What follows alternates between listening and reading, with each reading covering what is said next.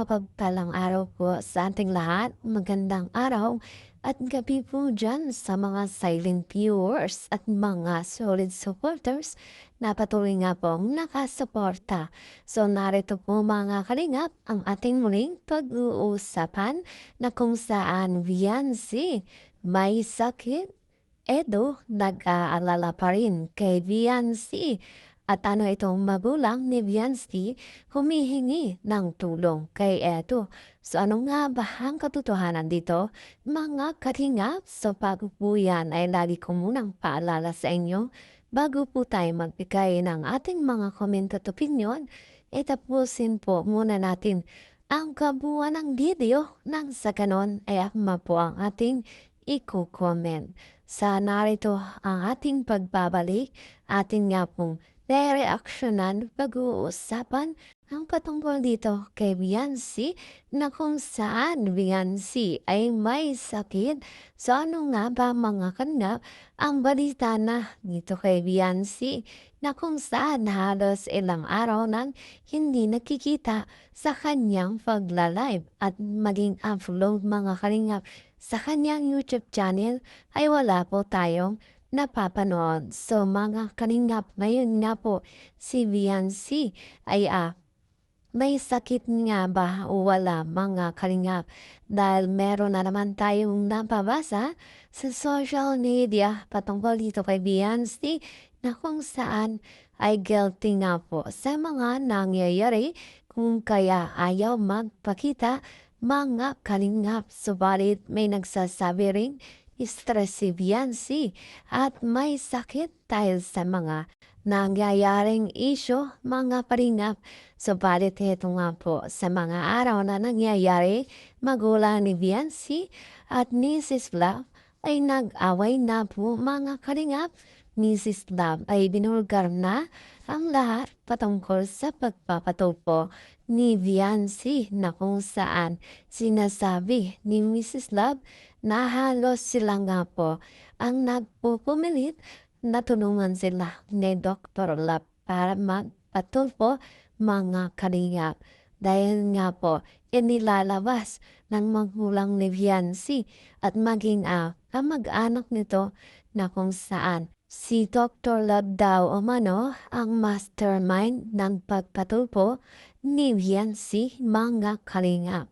At syempre, umaksyon itong si Mrs. Love na kung saan ay naibulgar na lahat-lahat dahil nga po isinisisi kay Dr. Love ang lahat mga kalingap na kung saan wala o manong ginawa itong si Dr. Love kundi suportahan lamang sila sa kanilang desisyon na kung saan mga kalingap kung ano man ang gusto nila at ito nga po ang kagustuhan nilang magpatulpo kung kaya tinulungan lamang daw umano at sinuportahan ni Dr. Love itong family batalero para magpatulpo. Subalit ikinigiit ng pamilyang batalero na itong si Dr. Love ang nagpupursigi o nagpupumilit umanong sulsulan sila na magpatulpo mga kalingap.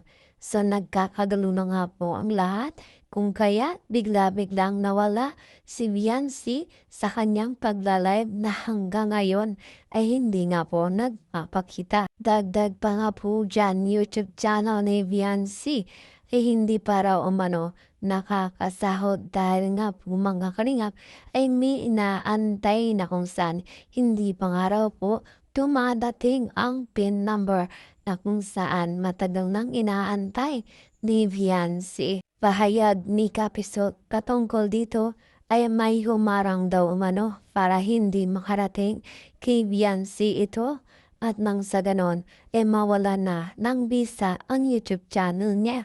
At marami nga po ang nag-aabang sa pagbabalik na kung saan Viancy magpapaniwanag sa mga nangyari umano sa kanya kung bakit hindi siya nagla-live na mga kalingap. So bakit nga ba Viancy hindi na nagla-live mga kalingap?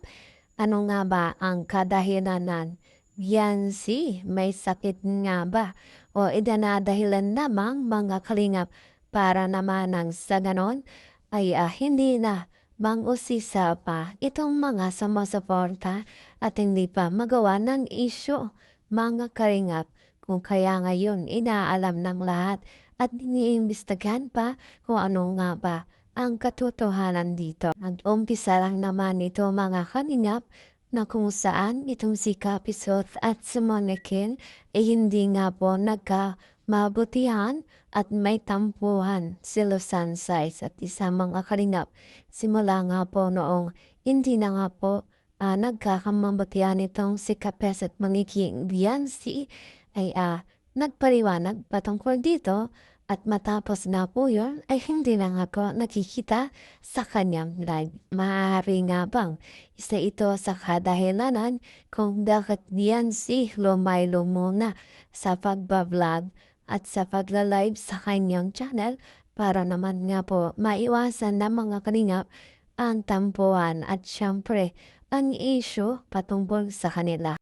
At itong si Biancy ay pinamimigay na raw ni Dr. Lab kay Kapisot at nawala na umano ng pakialam si Mangiking kay Biancy at magkanya-kanya na raw mga kaninga. Kung kaya Biancy nawala ng pag-asa dahil noon pa man ay mas pinili ni Biancy si Mangiking kesa sa Kalingap dahil nga po umaasa siyang hanggang huli ay ipagtatanggol, ipaglalaban ni Mangiking itong si Biancy. Subalit ngayon dahil lamang nga po kay Kapisot ay basta-basta na lang binitawan ni Mangiking itong si Biancy at ibinigay na kay Kapisot. Kawawang Biancy nawalan ng tagapagtanggol at kakampi mga Kalingap.